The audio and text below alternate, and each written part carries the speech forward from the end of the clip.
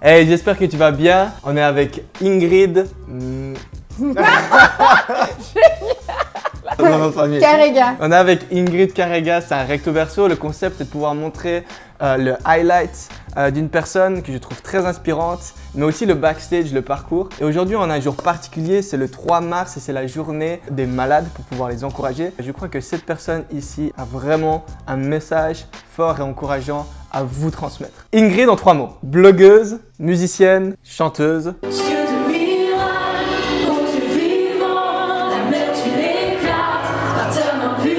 T'es une fille un peu touche à tout qui a beaucoup de talent, c'est ça? Ouais, touche à tout un peu, beaucoup de talent, il y a plein de trucs que je sais pas faire. Genre le yodel. Je pense pas que ce soit pour moi. Tu le sens pas? Piano yodel? Non, non. Mais si tu fais du yodel, c'est vraiment super, je t'encourage. Je t'encourage là-dedans. On a besoin de gens qui savent faire du yodel. Dans tes articles, je les aime beaucoup parce que tu as cette sensibilité à écrire des titres vraiment piquant. Et si je montrais mes fesses sur Instagram, la femme parfaite est une schizo, le monde appartient à ceux qui se lèvent tard. C'est quoi ce que tu as envie de communiquer dans tes articles? Une des choses que j'ai envie de communiquer, c'est qu'on puisse remettre en question certaines choses qui semblent être une vérité super ancrée pour nous. Être une femme belle, c'est être une femme mince, qui a les yeux bleus, qui a les cheveux lisses, ou qu'on doit être, pour être heureux, on doit être performant, qu'on doit avoir plein d'argent, sa maison, son chien, son mari. Et si le bonheur c'était plus que ça, et si la beauté c'était plus que ça. Comment est-ce que toi tu vis le truc? C'est quelque chose qui me touche beaucoup personnellement parce que étant ado, je me suis longtemps ultra détestée. J'ai beaucoup détesté mon corps et puis pourtant j'étais quelqu'un de très sportive, très fit et tout ça. Et à l'âge de 18 ans, en fait, on m'a diagnostiqué d'une maladie incurable. Suite à ça, beaucoup de choses, mon rapport à mon corps, il a beaucoup changé parce que du coup, c'était plus seulement un corps qui ne correspondait pas à des standards de santé, de beauté plutôt, mais un corps qui me faisait souffrir, un corps qui changeait dû à la médication, un corps qui était couvert de bleu. Et en fait, du coup, ça m'a forcé un peu à réfléchir, mais en fait, c'est quoi la beauté et c'est quoi un rapport qui est juste à son corps? Tu définis comment la beauté alors maintenant? Une définition de la beauté qui me plaît, c'est un tout. C'est une beauté d'âme, c'est une beauté de cœur, c'est une beauté de caractère. C'est le fait d'être vulnérable, d'être pleinement vu, d'être pleinement connu, de réaliser qui on est, de réaliser son identité et de pouvoir aller de l'avant avec ça. Pour toi, ces dernières années, c'est quoi les choses dont tu es le plus fière? De manière générale, je suis fière de la discipline que j'ai. Et je pense que dans le cas où on est malade et on n'a pas beaucoup de force et on est tout le temps fatigué, ça demande d'autant plus de discipline en fait, de se dire je vais me lever ce matin, je vais faire des trucs, je vais manger même si je ne sens pas la sensation de faim, je vais faire du sport même si j'ai mal ou que je suis fatiguée. Parmi les personnes qui nous regardent, peut-être certains d'entre eux sont malades et ce serait quoi les conseils que tu aurais envie de leur donner pour traverser cette période de maladie? Pendant longtemps, je me suis mis énormément de pression par rapport à ce que j'étais supposée faire selon moi et ce que je pouvais faire en réalité. Et du coup, je me sentais coupable de ne pas réussir à faire certaines choses. Et je pense que mon premier conseil, ce serait de ne pas se mettre autant de pression en fait, d'accepter là où on est et puis d'avancer à partir de là où on est et pas de là où on voudrait être. Je pense que mon deuxième conseil, ce serait de commencer à aimer son corps en fait et puis de ne pas le prendre comme un ennemi. Après le diagnostic, ça a été encore plus difficile pour moi d'aimer mon corps parce que je me sentais trahie par mon corps. C'était un corps qui me faisait mal, c'était un corps qui était malade, qui m'empêchait de faire ce que je voulais. Réaliser que mon corps, il se battait avec moi et il faisait du mieux qu'il pouvait.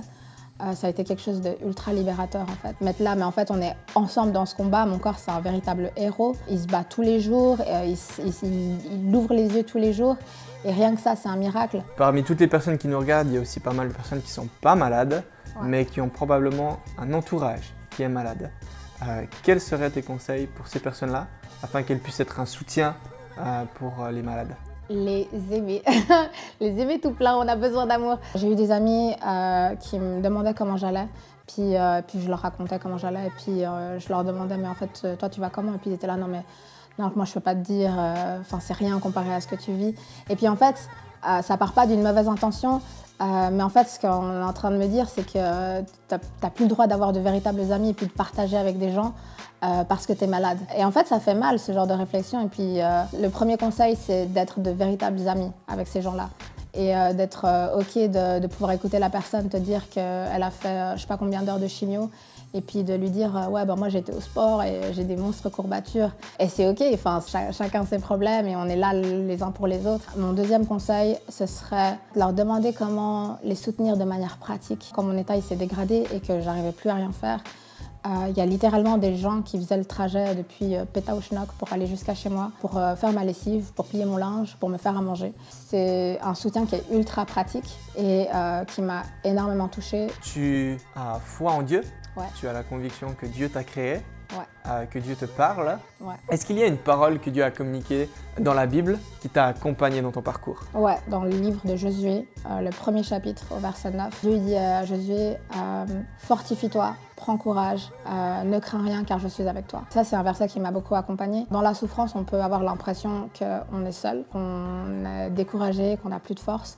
Mais en fait, Dieu il me dit mais en fait, fortifie-toi, prends courage et ne crains rien parce que je suis avec toi. Pour moi, ton parcours de vie, tout ce que tu communiques, il se résume en une seule phrase, c'est « ma vie vaut la peine d'être vécue ». Ouais, malgré les circonstances, ma vie, elle vaut la peine d'être vécue. Elle vaut la peine d'être vécue à chaque fois que j'ai un fou rire avec quelqu'un, à chaque fois que j'ai une discussion avec quelqu'un, à chaque fois que je peux encourager quelqu'un, motiver quelqu'un. La joie et l'espérance. Parce que sans ça, en fait, ma vie, elle vaut plus la peine d'être vécue dans le sens où j'ai une maladie qui est aujourd'hui incurable, que j'ai tous les jours des douleurs, que je prends des tonnes de médicaments, j'ai des effets secondaires, et puis que je me retrouve face à des médecins qui me disent en fait, je suis désolée, on ne peut plus rien faire pour vous.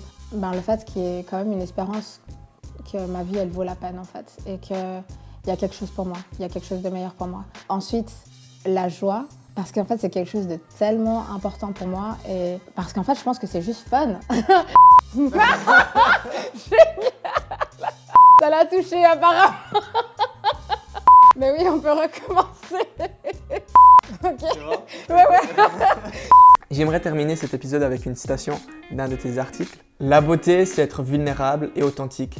La véritable beauté, c'est être pleinement vu, pleinement reconnu, inconditionnellement aimé par l'auteur de la vie et savoir qu'il n'a pas fait une seule erreur lorsqu'il nous a créés.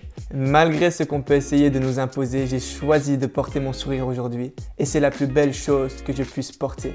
Et toi, qu'est-ce que tu choisis de porter aujourd'hui ?» C'était le recto verso d'Ingrid et ta vie vaut la peine d'être vécue.